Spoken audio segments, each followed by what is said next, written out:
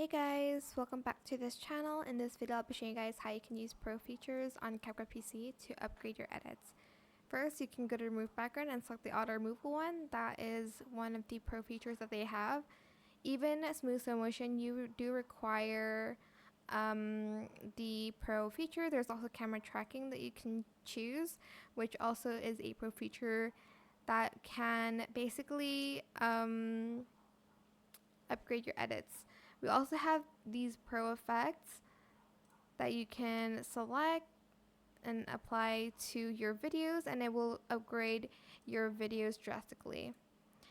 And that is it for this video. I hope it was helpful for you guys. There are a bunch of pro options you can choose. There's one in transitions, there's one in animations as well. That is it for this video. I hope it was helpful for you guys. Don't forget to like, comment, share, and also subscribe to this channel if you haven't done that. If you have any more questions about this video, just leave it in the comment section down below. I will try my best to answer them all for you guys. And if you found this video helpful, please click the thanks button as well. That is it. Thank you so much for watching. Bye!